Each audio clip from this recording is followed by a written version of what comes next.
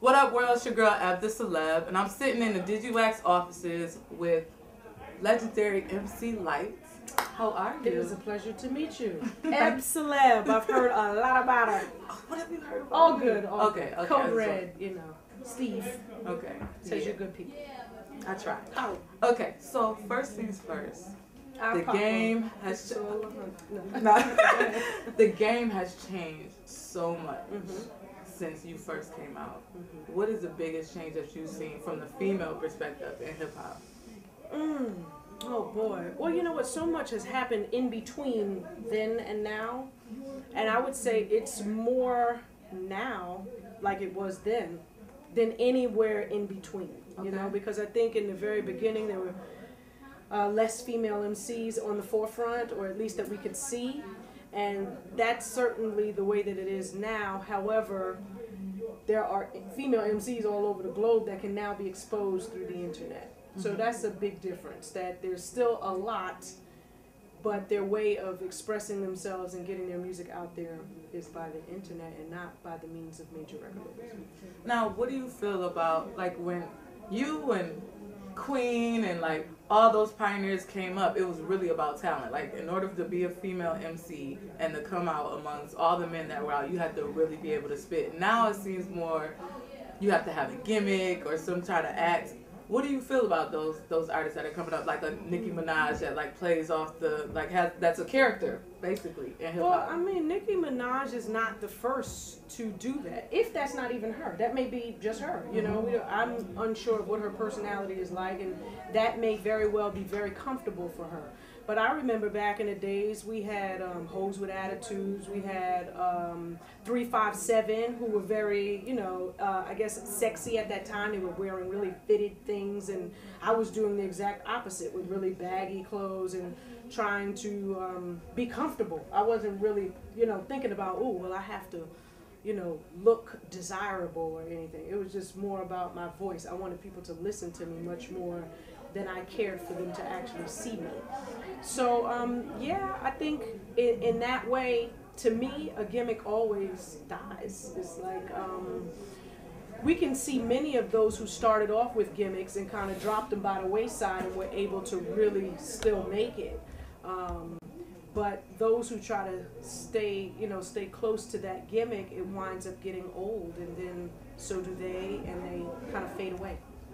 Now, you've really branded yourself and like branched out and done so many different things. A big part of what you do now is voiceover stuff. So what advice would you give to somebody who's just up and coming that's trying to get into voiceover? I would say not just with voiceover, but with anything, know your craft, study.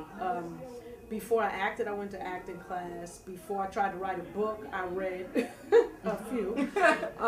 And certainly with voiceover, I went to voiceover workshops. So, you know, a lot of people say, what do you think? Can I do some voiceover? I got a nice voice. It's really not just a nice voice. You got to really know how to work it. And, you know, there's certain jobs that I just won't get voiceover-wise because my voice is too heavy and my voice reads like I am an African-American woman. But there are some women who have voices that go lighter and heavier, so they get a lot more opportunities. But I would just say to know your craft, study as much as you can. Okay. Now, you mentioned your book, getting ready to come out. Tell us a little bit about your book. Well, you know what? It's called Just My Take, and it has been out on a soft release because I self-published it. Okay. And it was just, it started out as a journal, and I wrote in it for 76 consecutive days at the start of New Year's. And then after I wrote it, I sat it on the shelf and forgot all about it. And then a friend of mine was looking through it, was like, oh, this is some really good stuff. And then I looked at it and I was like, wow, you know, sometimes you can be so smart. And then other times you're like, what the hell is wrong with me? And you look at it like, oh, I need to read what I wrote a few years ago. And that's exactly what happened. I said, you know what, other people need to be able to read this, especially the younger generation, because I felt like the things that I was saying in that book weren't being offered in hip hop anymore.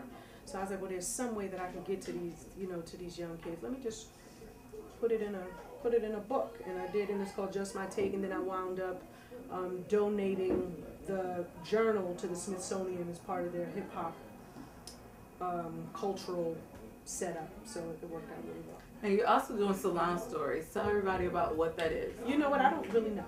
No, I'm joking. Kel Spence, he's my brother. We worked a lot. When I was signed to Will Smith's label for a very short time, Kel was also an artist on the label. So we spent a significant amount of time together, so I've kind of like adopted him.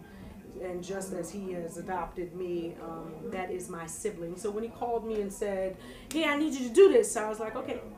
So I just did it.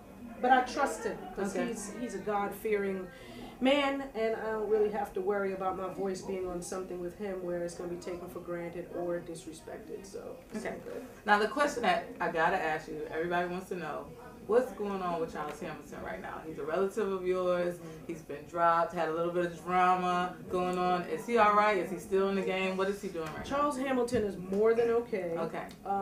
And just so that everyone knows, excuse me, it was a fight to get dropped. He was ready to leave. Okay. And so they weren't really ready to let him go. I think they wanted to, obviously see if they could make their money back, the money that they had invested already. But it was just a lot of creative differences there. And he's his own man. He plays every instrument. He writes, he harmonizes and sings. And right now he's in a place where he's doing original music, which is very different for him, because he would do samples and then play all this amazing music on top of them. Well, now he's on this next project. He's got the whole original music thing going, from keys to guitar and drums, and it's just a great thing. I just saw him in San Diego. He has a new deal now, and he looks happier than ever. I'm really proud of him.